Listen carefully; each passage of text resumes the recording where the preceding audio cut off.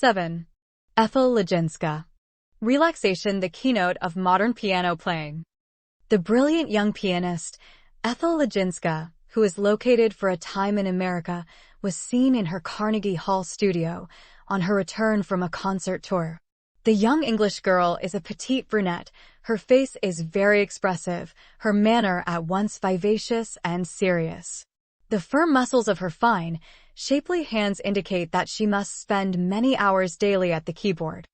Yes, I have played a great deal in public, all my life, in fact, ever since I was 6. I began my musical studies at Hull, where we lived. My first teacher was a pupil of Macfarren. Later I was taken to London, where some rich people did a great deal for me. Afterward I went to Leschetizky, and was with him several years, until I was 16. I also studied in Berlin. Then I began my career, and concertized all over Europe. Now I am in America for a time. I like it here. I am fond of your country already. The piano is such a wonderful instrument to me. I feel we are only beginning to fathom its possibilities, not in a technical sense, but as a big avenue for expression. For me, the piano is capable of reflecting every mood, every feeling, all pathos, joy, sorrow, the good and the evil too, all there is in life, all that one has lived. This recalls a recently published remark of J.S. Van Cleve.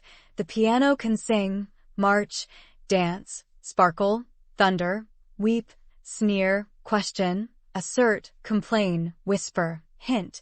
In one word, it is the most versatile and plastic of instruments. As for the technique of the piano, I think of it only as the material, only as a means to an end. In fact, I endeavor to get away from the thought of the technical material, in order that I may get at the meaning of the music I wish to interpret. I am convinced there is a great future for the piano and its music. Even now we are taking piano music very seriously, and are trying to interpret it in a far deeper and broader sense than the pianists of, say, 50 years ago ever thought of doing. I fancy if Clara Schumann, for instance, could return and play to us, or even Liszt himself, we should not find their playing suited to this age at all. Some of us yet remember the hand position Madame Schumann had, the lack of freedom in fingers and arms. It was not the fashion of her time to play with the relaxed freedom, with the breadth and depth of style which we demand of artists today. In those days, relaxation had not received the attention it deserved. Therefore, we should probably find the playing of the greatest artists of a former generation stiff and angular, in spite of all we have heard of their wonderful performances. Relaxation is a hobby with me. I believe in absolute freedom in every part of the arm anatomy, from the shoulder down to the fingertips. Stiffness seems to me the most reprehensible thing in piano playing, as well as the most common fault with all kinds of players. When people come to play for me, that is the thing I see first in them, the stiffness.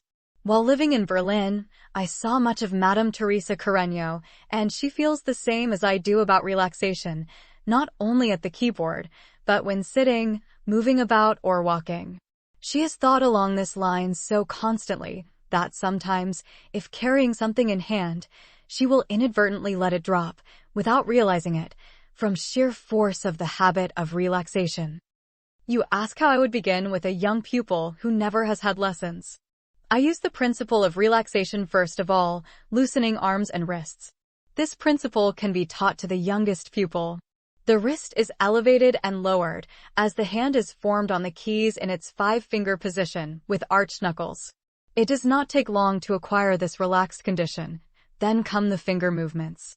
I do not believe in lifting the fingers high above the keys.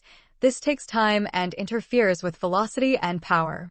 I lift my fingers but little above the keys, yet I have plenty of power. All the critics agree on that.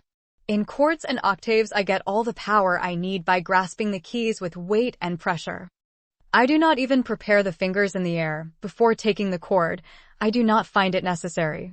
Here the pianist played a succession of ringing chords, whose power and tonal quality bore out her words. The fingers seemed merely to press and cling. There was no striking nor percussion. To return to the beginning pupil. As for a book to start with, I often use the one by Dam, though any foundational work may be employed, so long as correct principles are taught. It is said by Leschetizky that he has no method. That may be understood to mean a book, for he certainly has what others would call a method.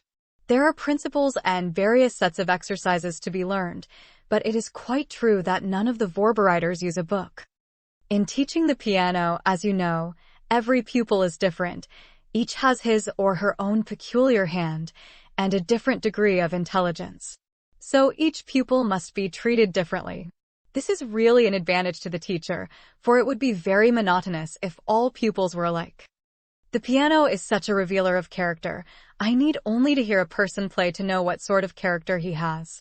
If one is inclined to much careful detail in everything, it comes out in the playing. If one is indolent and indifferent, it is seen the moment one touches the keys. Or if one is built on broad, generous lines and sees the dramatic point in life and things, all this is revealed at the piano. To refer again to the subject of finger action, I do not believe in the so-called finger stroke. On the contrary, I advocate fingers close to the keys, clinging to them whenever you can. This is also Arthur Schnabel's idea. You should hear Schnabel. All Berlin is wild over him, and whenever he gives a concert the house is sold out. He has quantities of pupils also, and is quite a remarkable teacher. One point I insist upon which he doesn't. I will not allow the joint of the finger next the tip to break or give in. I cannot stand that, but Schnabel doesn't seem to care about it. His mind is filled with only the big, broad things of music. In regard to memorizing piano compositions, I do it phrase by phrase and at the instrument, unless I am traveling or unable to get to a piano, in which case I think it out from the notes. If the piece is very difficult, I take a short passage of 2 or 3 measures and play each hand separately and then together. But generally I play the passage complete, say half a dozen times with the notes, and then repeat it the same number of times from memory. Perhaps the next day I have forgotten it, so the work has to be done over again. The second time, however, it generally sticks. My great longing and ambition is to write music, to become a composer. With this end in view, I give whatever time I am able to the study of composition. I hope someday to create something that will be worthy the high aim I have before me.